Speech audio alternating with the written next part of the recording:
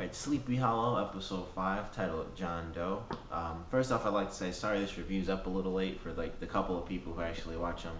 But like the one time I wasn't here to actually watch the show live, DVR decided to just not record anything I wanted to watch, and I'm assuming that's because of the other people in the house. But I was able to watch it on Hulu today. I just finished watching it, and I really enjoyed this episode. First thing to note, I called it last week. It is pestilence, which was kind of obvious mostly because it was a plague.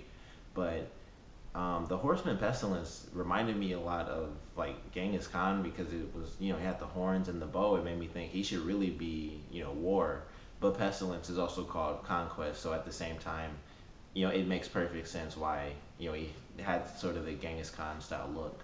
But in this episode, we get pestilence, and for fans of supernatural, like me, you might have been reminded of like the Croatoan virus because they speak of the first colony, which is Roanoke, and in Supernatural they talk about it, and it's a much darker spin in Supernatural, and the virus kind of makes people go crazy and like kill everybody, and in this it's more of a natural plague, like pestilence would be.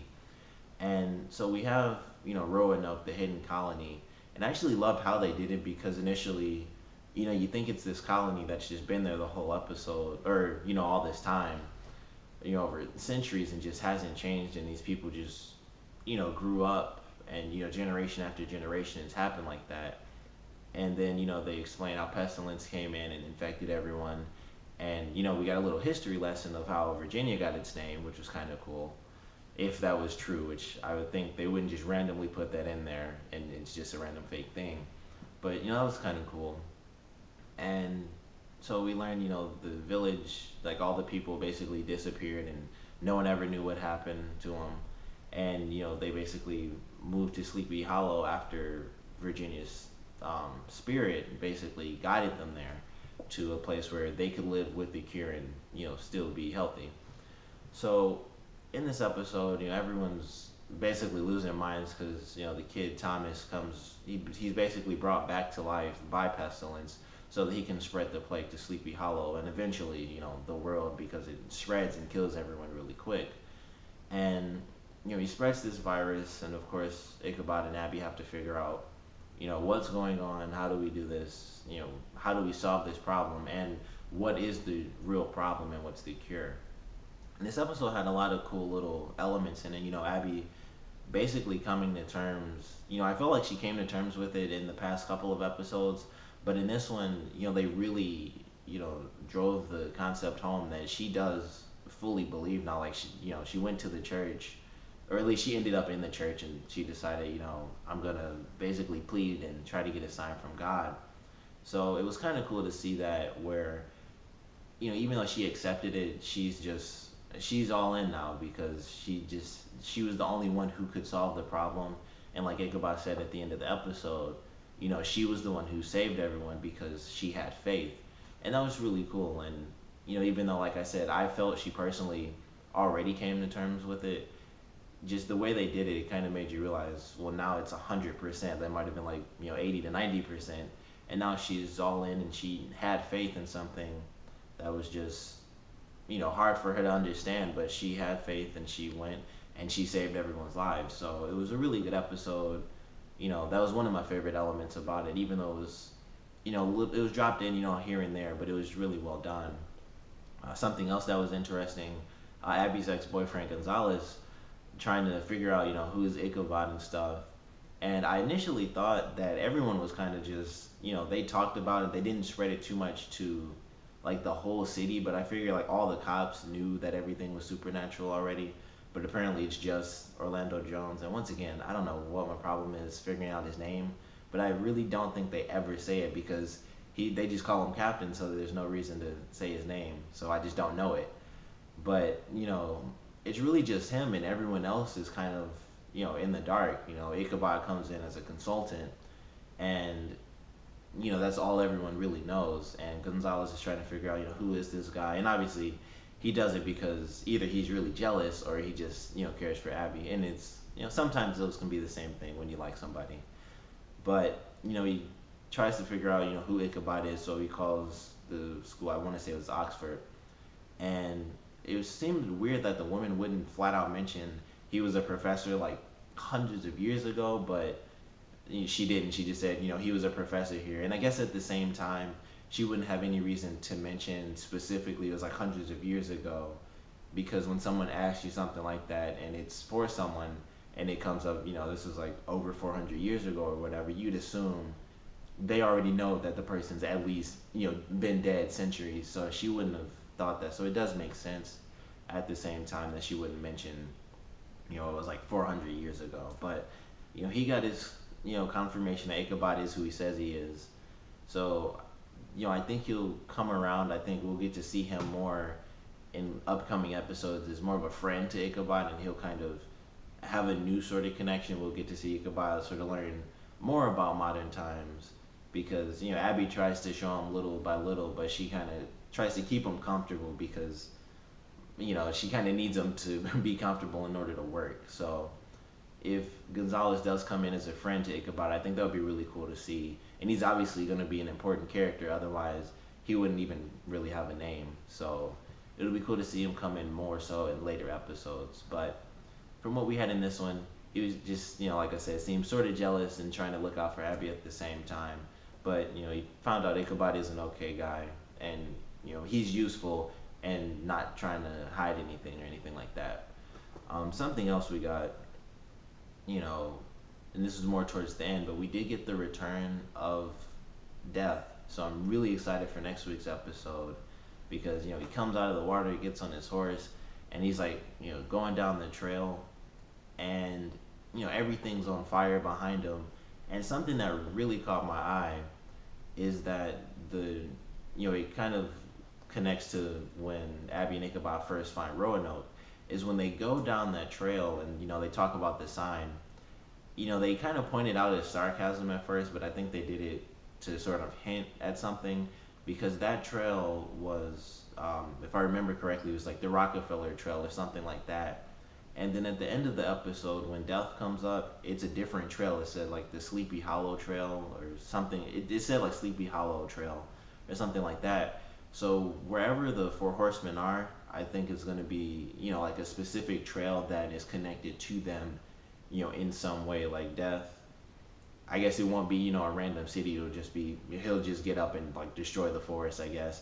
But, for Pestilence, it was the city of Roanoke, which in pretty much all legends, because that's a real legend, where that city or that village did actually disappear in real life. And no one does know what happened, and people think it could have been a virus that wiped them out, but at the same time, all the bodies were gone too, so no one knows like whatsoever.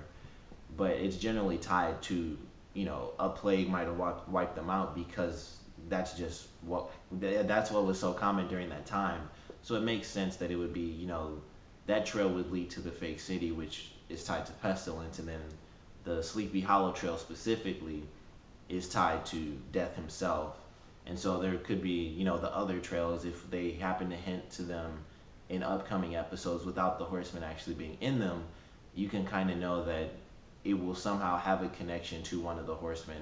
If I call that right, hopefully I do, because that would be a pretty cool way to tie it in and like sort of hint to us that the other horsemen will be connected to these random trails that they have all over Sleepy Hollow. But that was something I noted, and it could have actually been the same sign, and I could have just missed that it said Rockefeller on the top, but I'm pretty sure they were different. So you could obviously watch it again to double check and see if I'm wrong. But I think they're separate trails, and each horseman will have his or her own trail when they basically come back to life. But I thought the episode overall was really good.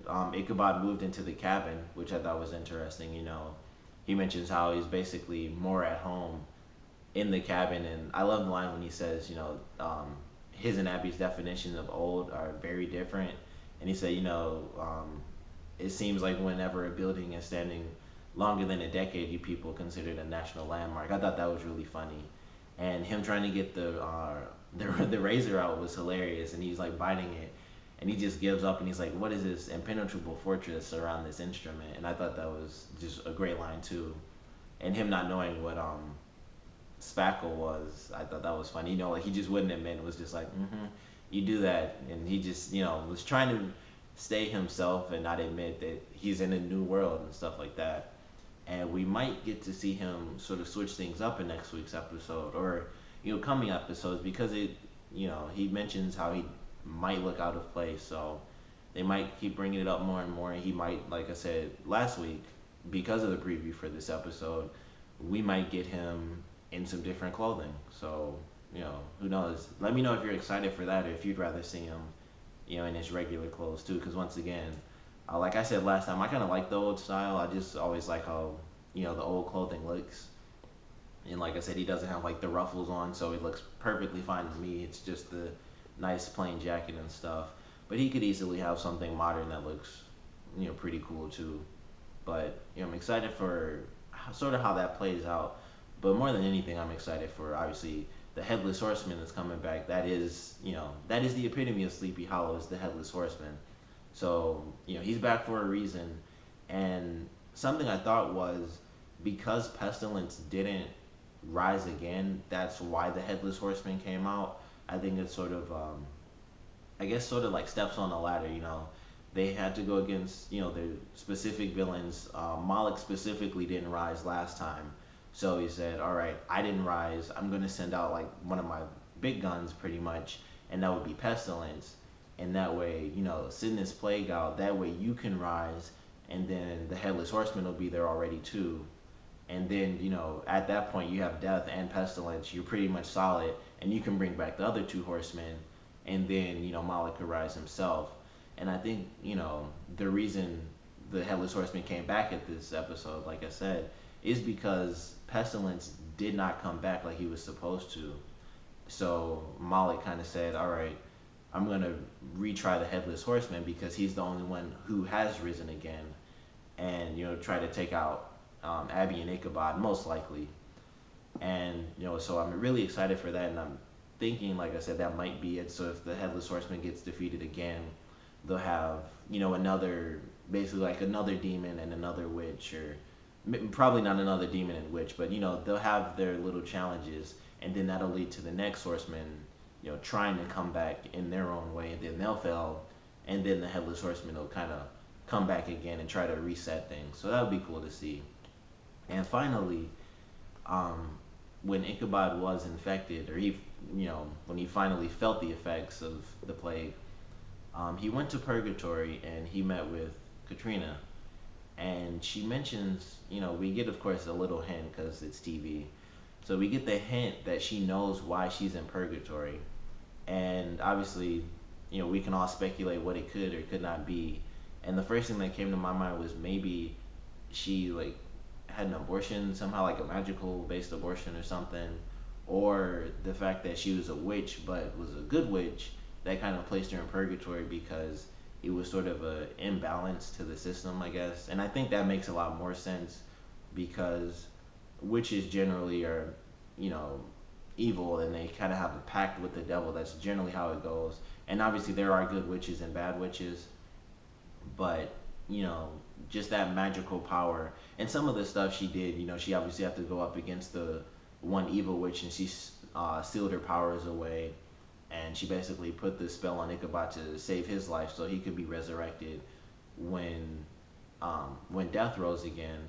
So maybe, that sort of imbalance in her being a good witch but having to do such dark magic, sort of cast her into purgatory, because even though she was doing it for a good purpose, it was still technically black magic. So she got, kind of trapped in the middle, and she kind of has to just wait and see. But however that plays out, I'm excited to see. And, she basically gives the explanation as to why she couldn't, why she pretty much hasn't been in previous episodes. It was a good way to mention how come she hasn't been there.